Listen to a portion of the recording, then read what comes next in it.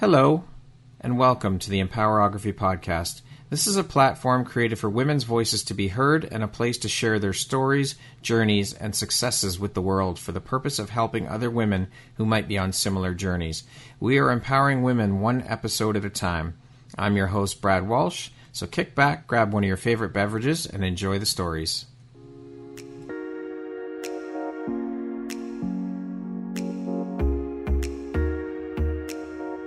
If you're looking for jewelry that makes an impact on your self-care routine and your style, Empowerography would love to offer you a discount code to one of our exclusive partners, Quartz and Canary Jewelry and Wellness Company. Please use code EMPOWER15 to receive 15% off upon checkout at www.quartzandcanary.com. Quartz and Canary is truly the place where spirituality meets style. Hello there, Brad Walsh here, your host of the Empowerography Podcast. Today, my guest is Kellie Ann. She is the founder and CEO of Women Empowerment Junkie Podcast and Invincible Her Abuse Recovery Coaching. How are you doing today, Kellie? I'm great. Thank you very much for having me.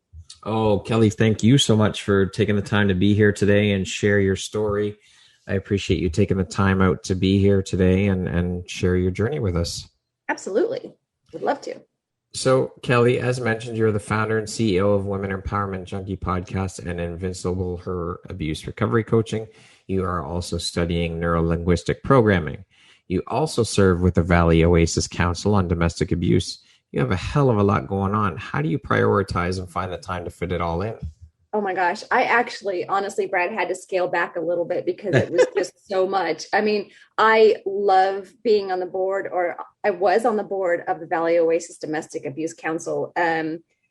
Now I'm just a volunteer whenever they need me because I think it's such an important thing in our community to do, but it was taking up so much of my time from my regular corporate job and from my other coaching and my podcast. I actually had to just scale it down for my own personal peace of mind, I guess you would say. Yeah. Yeah, it was a lot, but I love it. I love what they're doing, and I love the people that work there. How long have you been a coach? I started coaching, I want to say 2019, and I always knew I wanted to do more. It took me a while to narrow down my niche of what I wanted to do and how my coaching would look. So I just started in 2019. COVID kind of locked it down a little bit, but I'm up and running again. And it's actually been really powerful. And I look forward to, taking charge of these women's lives and, having them live the life they've always wanted and handle the triggers that come up so they can move forward. Love it. Why did you decide to focus your energy and business on helping to empower women in this particular area of working with women who have been victims of abuse? Did this journey begin with your own personal struggles? I thought about this question a lot yesterday, and I could just say, yes, it started after my abuse. But you know what? Thinking back, growing up, it was a lot of verbal abuse in my house with my stepfather and verbally abusing my mother. So, as a child, you kind of take that in, but you don't think too much about it. Honestly, it's in your subconscious. And then you realize as an adult, how you react to that and how you see it. But in my own personal journey, it was, you know what? My mom put up with a lot of stuff and she never said anything. And I realized I don't want to be like that. I want to be able to use my voice. But yeah, it did. It started in childhood. But what really triggered me to pivot was the abuse in 2011. Can you talk to us a bit about your own personal story and struggles, if you don't mind? Yeah, no problem. So I have two boys, amazing kids. I left their father in 2012. A couple months after that, the reason I left was I didn't know who I was. It was always, their mother. I was always the wife, but I was never Kellie. I didn't know who I was. And it was a total selfish thing. I will totally admit it, to leave and co-parent with him with the kids. But I did. I left, and a couple months into leaving, I met this other gentleman who was obviously, the sweetest person ever, and said all the right things and was just like, oh my God, this is amazing, as we all do. And then we got married, and then it was 6 years of just abuse, and I couldn't get out. And I was always a person before all this happened that was like looking at women who were in abusive relationships, saying to them, in my head, just get the F out. Why don't you just leave until you can swear. It's okay. Okay. Yeah, get the fuck out. But then it's like, once you're in it, I realize that it's not that easy. You can't, I mean, after I left, I saw the red flags, but in it, I thought, I was protecting my kids, because he would always say, you leave me, I'm going to kill you and kill your kids. So in my head, I was like, okay, I have to stay. I have to stay to protect my kids. But of course, you have to have that mentality where you have to be strong enough, and someone can't tell you to just leave and be strong until you come to that point. And it's different for every woman, where they finally get to that point where they know they have to leave. I just wasn't strong enough at that time. I'm sure that a lot of people have thought that. It's like, well, why don't you just fucking leave? Like, what's the big deal? Just leave. Yeah. But you don't know what that person's dealing with. You don't know what they're going through. Yeah. I mean, I stayed to keep the peace and to keep from getting hurt. It's a vicious cycle. The mind games and manipulation are just horrendous. And no one knows that behind closed doors, because what they portray on the outside is not what they portray when they're behind closed doors. Right. So people don't believe you when you say you're being abused, or, this is happening, because their persona is the perfect person on the outside. Yeah. Yeah. Because they're keeping up appearances in front of other people. Absolutely. They would never lead someone to believe that anything like that's going on. Yeah, it's true. So what was the breaking point or light bulb moment for you then with your own personal story, where you said, okay, that's enough. I've got to that's it. I have to stop and start taking care of myself here. I have to put myself first. I think it was the final hospital stay. Jeez. But beyond that, I think it was the look on my oldest son's face when he saw me beaten and bruised in the hospital. He was just turning 16 the next day. And I saw his face, and it was a mixture of being pissed off and wanted to kill this guy. Yeah, I'm sure. And I wasn't there to help my mom. So he had all these emotions running through, and I saw his face, and I think about it now and it still makes me tear up, because I want to say I did this. I stayed and I put my children through this, even though they were not the ones who abused. They saw their mother. Yeah. And he said to me years later, Mom, you know why I'm in therapy, and you know why I have anxiety. I'm like, no, you never told me, and I didn't want to pry. Mm-hmm. He says, because that night I couldn't help you. Wow. And it kind of hit home, but that was the pivoting moment where I saw his face. I was like, I got to leave. I left with nothing. Yeah. I wanted nothing. I just left. You just wanted to get out. That's it. Just out. Yeah. And it was years after that. He was still stalking and, all that stuff after that, but we made it through. And what I tell my kids now is, because he still has his anxiety attacks, I'm safe. We're safe. Mm-hmm. And we're better off. Even though it was a shitty thing that happened, it made us all stronger. And we are very close. So how did you overcome your personal struggles? How did you deal with it? Getting out of that obviously was the first step. Yeah. It's funny. Abuse is not funny when I say that. Not ha funny, but I know. in the way of, oh gosh. So I didn't do therapy. I was a type that was like, you know what? I can just do it on my own. Let's just forget about it. But the triggers were always there. So I think for me, I lost all of my family and friends. They're removed from your life when you're with an abuser or a narcissist. They turn family against you. So I had nobody to turn to, honestly. It was just me. And I had to forgive him, not for what he did, but forgive him to move forward. So it was a lot of internal struggle. I had my own coach helping me. And we just got through it. A lot of talking with my kids about it. I think healed us all. Communication is key for sure. Yeah. Now, so you said you had no one you could turn to as an out for help or outlet. So, I mean, yes, you talked with coaches and therapy. How have these experiences helped shape the Kellie you are today, do you think? One of my friends, it's funny we say that, we talk about this a lot, because a lot of my friends have been through similar situations, but you have we kind of break up our life into chunks, like, 1 to 5, you have this lifetime, and then you have this lifetime where certain things happen in your life. So we kind of chunk it up into different lifetimes. Yeah. And But one of the things that shaped me was actually the abusive relationship. It made me come out of my shell, made me find my voice because I didn't have it growing up. I was always Right. told not to talk, not to speak. So I was always like, I had the disease to please. I didn't want confrontation. I just wanted to keep the peace, not say anything, not get hurt, not get beat. So I never said anything. Yeah. I didn't use my voice. But I think after that, I was like, you know what? I need to use my voice. We've had a voice. It's finding your voice. Yes. There you go. That's it right there. And I did. I'm like, I'm not taking shit from anybody. I'm not even, if there's even one inkling of a red flag, I'm done. Yeah. Yeah. Out the door. See you later. See you later. Yeah. It took me a long time. And I just want to say this though, but for the first, I think maybe year and a half when I left and I was on my own, I had my own place. There were times when he was stalking and he had actually broken into my house, but it was, holy shit. Oh gosh. Yeah. But it was a lot of looking behind the bushes and looking down the street. I was always aware of my surroundings. Like, where is he today? Is he following me? Is he stalking? What's he doing? And, it took me a good year and a half to stop doing that.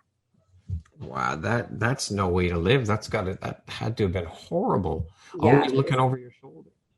Yeah, it was bad, and as bad as that was, we did get through it. And I don't want people to think you have to move because you want to be away from abuse. And it shouldn't take them abusing you to make you move. They're the ones that did it to you, and you shouldn't have to change your life. But in this instance, I did. I had to move. I had to get out of there for my own peace of mind, to not do that, to not look over my shoulder every day. Yeah. Now, I assume you're a big advocate of self-love and body positivity and, of course, women's empowerment. Can you speak a bit about what those things mean to you on a personal level? Yeah, I love self-love. I mean, I never used to. I struggled big time growing up. Always felt like I was not good enough, was told I was not good enough. And of course, you absorb all that in as a kid and you grow up thinking that that's the way it is. You're not good enough. But now I don't care. I mean, I honestly don't care if you like me or not. You can't rely on anyone to make yourself happy. That's an attachment. Yeah. Attachments don't make you happy, whether it's people or materialistic things. So you have to find a balance and something that makes yourself happy, yourself, love yourself. And I know that there's going to be believers and haters in the whole movement, but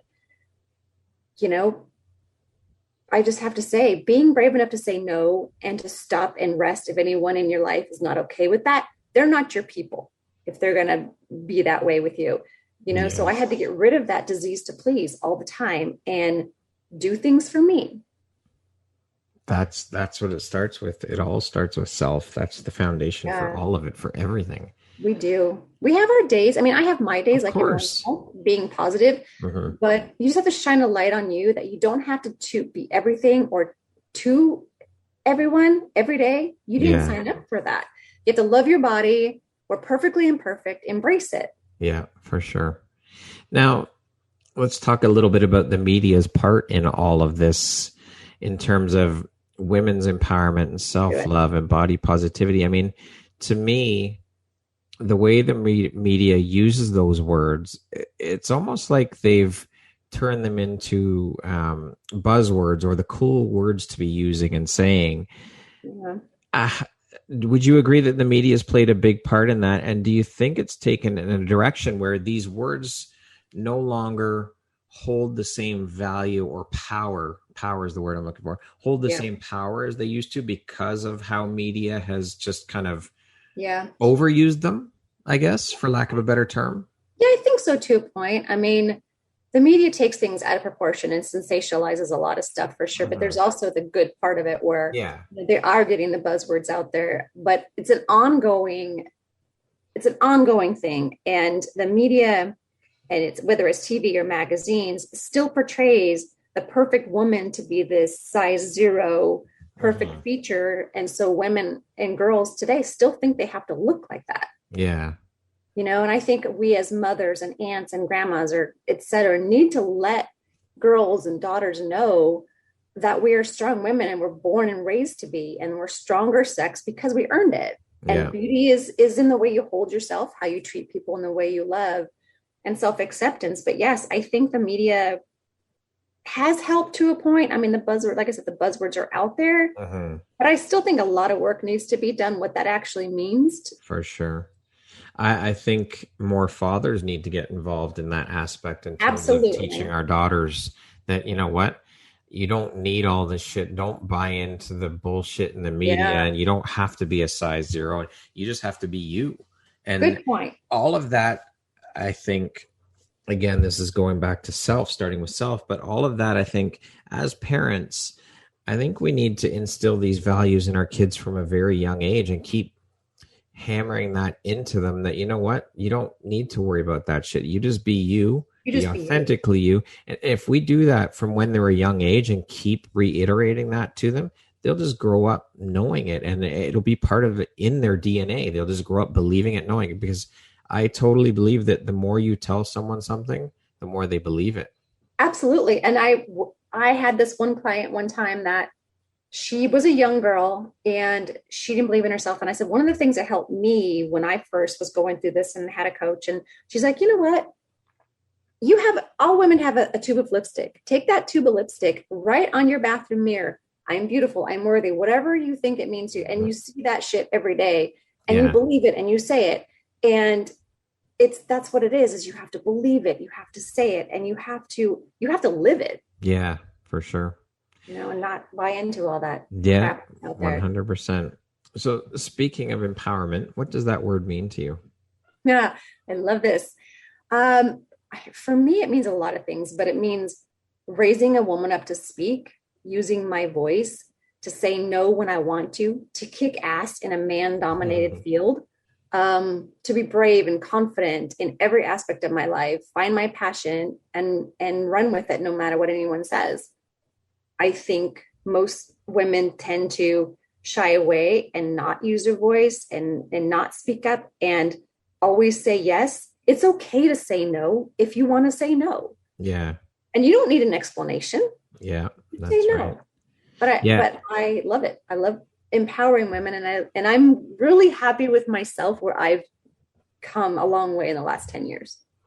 Good for you. I think that's awesome. I had this conversation with someone a little while back, and we were talking about having the courage and the strength to say no, and not even around empowerment or anything. Just, I guess that would be around self-empowerment and self-love, is just having the courage to say no to people and not having to give an explanation. It's like, she said, I would tell someone, she said, I learned that I've got to start saying no. And she said, when I started doing that, I would tell someone no. And it's like the person I was speaking to was waiting for an explanation. It's like, I don't have to give an explanation. It's just no, that's it. Right. No, absolutely. 100%. But we feel we have to give an explanation though. It's so like funny. It's like saying you're sorry. Like, what are you sorry for? Don't say you're sorry. Be like, thank you for the feedback. I'll work harder next time. Yeah.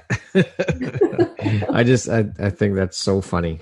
But there is a lot of power in that 2-letter word. Right.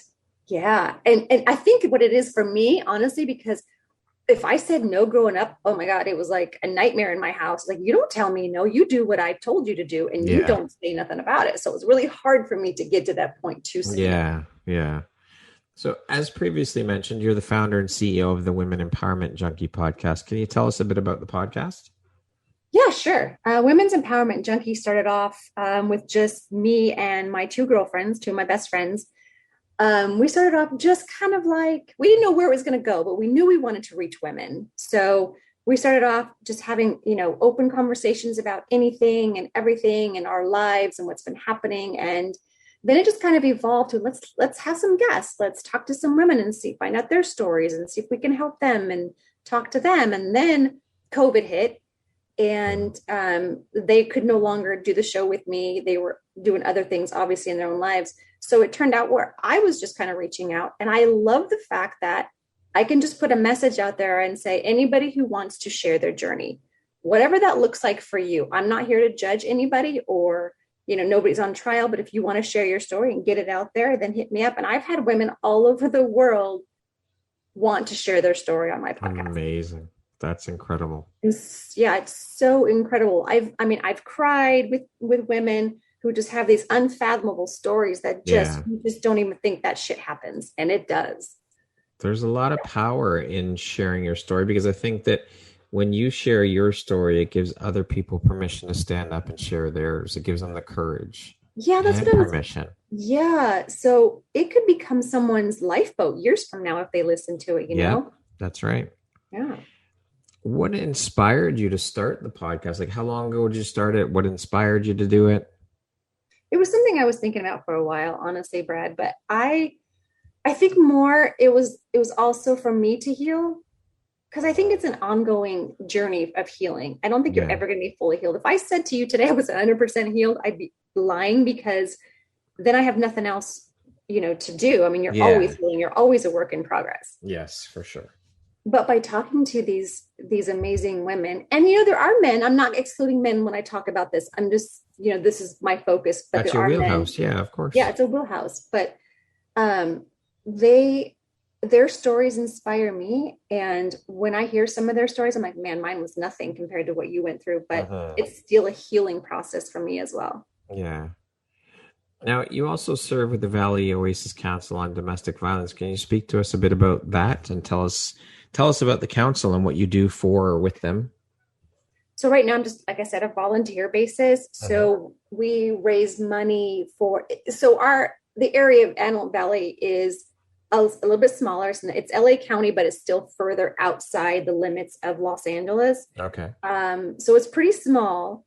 So we raise money for funding for the housing projects and for the children that are there. And we also even have people that go to like the high schools around and talk about abuse in relationships because no one talks about that. Yeah. There is abuse in high school relationships that, young women, even men, are not aware of that is happening. And how to talk to them and how to reach out to somebody. So they do a lot of really good work. We do, toy drives at Christmas. We do Halloween. We do all kinds of stuff for the community. And I think it's such a great thing. It's the only place in the Antelope Valley, I believe, that actually has shelters. It's not huge, but we do have shelters. Okay. How did you manage to get connected with and get involved with the council? One of my girlfriends, she also has been through abuse, and she knew somebody on the board and they were looking for board members. And so she hit me up and I was like, absolutely, I would love to participate in this. And so her and I went in, we both got on the board, and we just hit it from there. We started running from there. Amazing. What inspires or lights you up the most about the work you do? For coaching, I think it's that aha moment when I see a woman finally, you could see it in her face. It's like, oh my God, they just hit that moment where it's like, I understand. I don't need this. I can do whatever I want. I can do, anything I want. I don't have to tell anybody. I don't have to have permission. And they finally have that aha moment where, fuck that guy. I don't need anything from him, Yeah. I think it's just seeing my clients kind of heal themselves. And I can just see it. The turnaround is instant. I can see it in their face. Beautiful. What drives or motivates and inspires you to keep going, to keep pushing and excelling at all that you do? So this one kind of frustrates me because violence is still out there. I mean, it's always there, but it's gotten more prevalent. Domestic abuse and child abuse and all abuse is abuse. I'm just going to say that. But it's more prevalent now that COVID hit hard. Yes.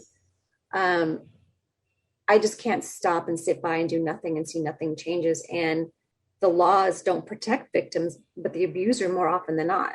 I mean, I've seen that happen a lot. The justice system is broken. We have to keep fighting to get the word out and change it and have a standard procedure or standard for how someone is sentenced, or how the court works, and believe the victim. If you've got pictures and you've got hospital records and you've got all this stuff, don't ignore it. Yeah. That's what's happening, or that's what's happened in a couple issues that I know of that, but fighting to get the word out there to make a solid plan. It not only helps you escape, it helps you not to return to the abuser. A woman honestly will return to an abuser, I think 7 times before she actually leaves. And sometimes they don't even make it out. That's 7 too many. It's 7 way too many, but because everything's taken from them, Brad. Yeah. Their life, that they feel like that's all they have. And they're so manipulated into believing that this person loves them because they'll tell them they do. and they'll fake cry and they'll, say all these promises to bring you back, and they'll go back because they have nothing left to do. There's no family, there's no friends. So they feel there's no way out, but there is ways out. Oh, wow. It's sad. It is. It's horrible. And that huge mountain of changing the justice system and the law, I mean, that's massive in itself. And navigating that and starting change around that is just, that's a massive undertaking. It's a massive undertaking, and there's so much bureaucratic stuff around that, and every county, every state, every, little city is different, and they all treat it different, and some ignore it, and some just, and I honestly, a piece of paper is not going to protect anybody. No, very true. To date, what would you say is your biggest high or your greatest win? The day I left, and I'll tell you why. Because I got my freedom back, and I felt like I protected my children when I didn't for 6 years. So we could live. And that was one of the biggest highs. It was tough, but we did it. And I honestly, to be honest with you, if I had stayed, I don't think I'd be here today. Wow. You got yourself back. I got myself back. Yeah. And my kids see that. And my kids see that I'm a stronger person, and that I've, toughed it out, and I've been speaking out about it. And they are inspired. They've gone back to school, and they're doing their own thing now too. And we talk a lot about it, but that was the high for me. As bad as that sounds, coming out of an abusive relationship, that was my high. No, that doesn't sound bad at all. I think that's incredible. It takes, as we talked about, it takes a lot of courage to do it. And, like you said, people look at other women and think, you yourself did it. I've done it. Like, what the fuck? Just leave. It's not that easy. It takes a lot of courage and a lot of strength. So kudos to you. You have, and it sounds bad to say this, but you haven't yet been hurt enough. And I don't mean it in a bad way. It's just that obviously you're the only one who knows how much more you can take. And only you know when enough is enough. Yeah, for sure. For sure. What do you think your unique skill set or superpower is that's helped you become successful? I was laughing at this question because one of my girlfriends said to me a couple months ago, because we were talking about this exact question, like, what is your superpower? What do you think? And they're like, Kelly, you know what your superpower is? You can see through the bullshit, And I was like, wow, but I also have thought, because I've been through it. So it's an advantage for me with my clients, because I've been there and I know the hurt, and I know the manipulation, and I can see the signs, and I know the triggers, versus I want to say a therapist who has never been in that situation doesn't quite know how to reach their client. Yeah. How do you define success? What does that word mean to you? How do I define success? Everyone defines it differently, but for me, I think it's my healing journey and living my truth every day. Okay. I love that. That's a great definition. Thanks. What would you say is one of the most important things you've learned in your life? And what was your life like before learning it? And what was your life like after learning it? Oh, 3-part question. All right. So I think be you unapologetically, and screw everyone who doesn't like it. They don't walk in your That's shoes. Awesome. It was honestly, people tell people every day, just a kind of a quick off topic real quick. My girlfriend came to visit me, and she has gained a little bit of weight, and she went into a restaurant, and this young girl, and I don't think kids have filters anymore. She told her, if you would just dress a little better, you wouldn't look so fat. And I was like, whoa, why would someone say that? And I just think that people need to be kinder, and just, you don't walk in my shoes. You don't know why I look like this. So, exactly. That's horrible. I know it bummed her out all weekend. So I was trying to, you know what, don't listen. That's just her issue. You're beautiful, so it's a lot of learning. And I never, to the second part of your question is, I never spoke up, always went with the crowd, speaking softly, trying not to get noticed. I never would make eye contact, because it wasn't something growing up that I was used to. I wasn't allowed to be, talk to anybody or have an opinion. So my opinions didn't matter. So when I was growing up and voicing, I'd speak real softly, and they'd be like, what are you talking about? And so I'd be scared I was saying the wrong thing or that they would judge me. And now I don't fucking care. It's so freeing. It's and like that's it. I don't fucking care. I don't fucking care. The sky opened up, an array of gold dust rained down on me. Like God was saying, it's about fucking time, Kellie Ann. I love it. Oh gosh. What would you say is one of the best pieces of advice you ever received? Oh, let's see. If you take care of you, it'll shine out of your face like moonbeams. That was from my grandmother. That's very cool. I've never heard that before. I like that. But also, someone also said to me, can you change the past? No, then don't worry about it. That's true. Nothing you can do about it, right? You can't. No, not at all. And that's a good lesson that I teach my kids, that, my oldest one was having issues. And he's like, I should have never done that in, 2015, 16, whatever he was talking about. And I said, you know what, honey? I said, you can't go back and change it, but I'm going to tell you right now, at that moment, when you made that decision in 2000, whatever it was right for you at that moment. That's it. Yeah. We all have regrets later on, but you can't change the past. That's right. You can't. So move on. Move on. There's a reason our windshields are bigger than our rear view mirrors. I just heard that yesterday. I love that quote. Yeah. What's one of your favorite quotes? What's one of my favorite quotes? The best gift you were ever given to give someone is the permission to feel safe in their own skin, to feel worthy, and to feel like they are enough. It's from Hannah Brencher from the Minds Journal. Love it. How would you like to be remembered? How would I like to be remembered? I want to say I'm a loving person. I have so much love to give. I mean, I love my friends, my family. I love my kids. But also it's like, I just love everybody. I mean, I want everybody to feel the love, and I don't have a mean bone in my body. And I just want to be known for this person who just loves everybody. Love it. Okay. We're going to do a little rapid fire section here. Okay. So next grouping of questions, just be 1, 2, 3 word answer type thing. Okay. Mm-hmm. How would you describe yourself in one word? Loving. Aside from necessities, what's one thing you could not go without? Mascara. That shit's magical.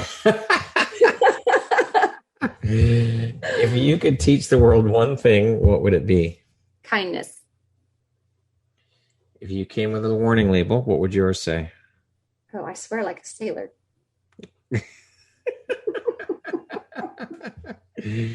What's one thing you want but cannot buy with money? Sleep. I don't think I've slept in 10 years. When you're having a bad day, what do you do to make yourself feel better? I'm having a bad day. What do I do? Oh, retail shopping. That's my go-to. All right. It's a bad habit. Shopping therapy, retail therapy, as we call it. If you're writing your autobiography, what would the title be? Oh man, this was a tough one for me. Went back and forth. Oh gosh, I would say Child Reborn. Oh, I like that. If you could change one thing about the world, what would you change? The DV abuse laws, domestic violence abuse laws. Money or fame? Neither. Money doesn't buy happiness, and fame makes me uncomfortable. That's true. Early bird or night owl? Early bird. If you could set up a billboard anywhere, where would you put it and what would it say? I would put it on a freeway where everybody can see it every day, and it would say you are allowed to walk away, make a plan, find help, and give that asshole the boot. I love it. That concludes our rapid fire section. Now back to our regularly scheduled program. Perfect. What is your personal motto? Be you unapologetically. I love that. What's the most recent investment you've made in yourself? I want to say my coaching training. I try to take more and more classes on anything I can find that makes me a better person to help my clients. I just try to better myself. Okay. Who in your life has had the biggest impact on you and why? This one was tough, but I'm going to say my kids. Both my boys and I are very, very close. We talk about everything. There's some things they probably shouldn't tell their mom, but we do talk about everything, and they actually inspire me because they're such good humans that, I'm like, I want to be like you when I grow up. I think it's funny you say that you guys share everything. And I grew up that way too with my mom. I mean, I was basically raised up until my mid to late teens by my mom and my grandmother. And I've had that relationship with my mom where I can share anything, and we can, even my friends would come over, and there was a core group of my friends and I that hung out with each other, and we would call each other's parents mom and dad because we were that close. We'd grown up together, and they could share anything with my parents and vice versa. I could share with theirs. And I think that's important that kids do have that kind of relationship. And I can't remember how many times I've had all of their friends over staying the night, or I would feed them dinner every night, or, it was amazing. I loved having all of their friends over. Yeah. I think that's a great relationship when you can have that type of relationship with your parents. I think it's great. A lot of kids don't have that type of relationship. So I wish there was more. Yeah, for sure. If you could sit down and have a 1-hour conversation with anyone in the world, alive or dead, who would it be and why? My maternal grandmother. I think, as kids, we grew up just thinking, oh, they're just grandparents, that they didn't have a life, and when they passed on, I saw pictures and seen stuff that, I was like, oh my gosh, my grandma did this, or she had this life, because I never thought of her that way as a kid, but I think she has secrets that she could probably tell. There's so much wisdom there, So much wisdom, and why she eloped with my grandpa, and why was she thrown out of the will? And, all these questions are coming up as an adult. Yeah. What is one of your biggest failures, or we'll call it life lessons or teachable moments, and what did you learn from it? Full disclosure on this one, it was hard for me to answer this, but I'm going to answer it honestly. It was when I was in the abusive relationship, he took advantage of all of my finances. And so it was a financial hell when everything broke loose. I mean, he was stealing my car, so they were repossessed. And then, all the stuff that he was supposed to be paying bills, he never did. So I learned that I had to fight. I had to call everybody when I left and say, look, I understand that we were married, but here's the proof that he got a car repo in his name in my car. Here's the proof of this, that he did this. Don't come after me. I'll pay half because it's on my credit as well. Yeah. But you need to actually go after him for this. Yeah. And I knew it wasn't going to happen. He was never going to pay the bill, but I had to fight. Of course. So one of the lessons is, be cognizant of all of that, of your finances and what they're doing, and just fight. You can say no, move on, but it's okay to fight for what you want. It was hard for me, and I'm just now getting it back together. Awesome. Well, good for you. I'm happy to hear that. If you could step into my shoes, what would you have asked yourself that I didn't ask you? How are you today, and are you still healing? How are you today, and are you still healing? I am very well today. Thank you. And I am still healing. I think I'm healing every day. I'm a project in work. Let's just say that. Yeah. I don't think it ever stops. I don't think it ever stops. We're constant work in progress. All of us. We are. I mean, obviously everyone's experiences are very different, but I think we're all continuous works in progress. I mean, I don't think you ever get to the point where you can say, okay, I'm all good now. Yeah. There was another question too. That was, what is the best version of you if you close your eyes and imagine? I love That's that question. a good one. I like that. So I think I'm going to steal that and use that. Yeah, for sure. Take it. It's all yours. My best version is the one where I can quit my corporate job, coach full time, and live my life wherever, whenever I want, and take my kids along for the ride while still empowering women to do the same. I love it. If you could go back and give your younger self one piece of advice, what would that piece of advice be? I see this picture of me as a little girl, and I'm turned kind of halfway toward the camera, and I look miserable. I mean, I really have this look on my face, like, I don't know what I was thinking at the time, but I don't look happy. Mm-hmm. I must have been maybe 12 or 13 in the picture. I think I would take that little girl's face in my hands and say, love yourself fully. Don't take shit from anyone, and use your voice. That's beautiful. That's poetic. I love that. Thanks. Lastly, Kellie, if you were to deliver your last 30-second speech to the world, what would that last 30 seconds sound like? Blubbering tears and incomprehensible. There's so much that you want to say. I don't think 30 seconds would do it, but I would just be a blubbering mess because I don't want to say goodbye to anybody or, see my kids' faces if I left. And I think I would just be a blubbering mess. All right, then. I'm just being truthfully honest there, Brad. We'll leave it at that. Kellie, thank you so much for taking the time to be here today and share a bit about your story and your journey with me. You're welcome. And the Empowerography community. I am so honored and happy and proud to have you as a member of the Empowerography community. Now that you've shared your story with us, you are now part of the community. So thank you so much. I appreciate you. I'm blessed. I appreciate you taking the time. It's been an absolute pleasure. And I mean, I'm sure we could go on into many more episodes of this, and maybe we'll have you back to talk about some other stuff Perfect. In the future. But thank you. I appreciate you taking the time. You're very welcome. Thank you so much for asking me. Once again, my name is Brad Walsh, host of your Empowerography Podcast. Today, my guest has been Kellie Ann. She is the founder and CEO of Women's Empowerment Junkie Podcast and Invincible Her Abuse Recovery Coaching. Thanks so much, Kellie. I hope you have an amazing rest of the day. Thank you. You too, Brad.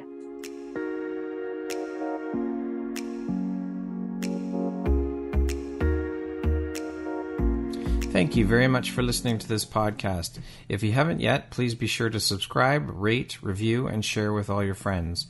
You can find me at viseuphoria.ca and follow me on Instagram at Empowerography Podcast and on Facebook at Empowerography. Please join me next time for another inspirational story from yet another amazing woman.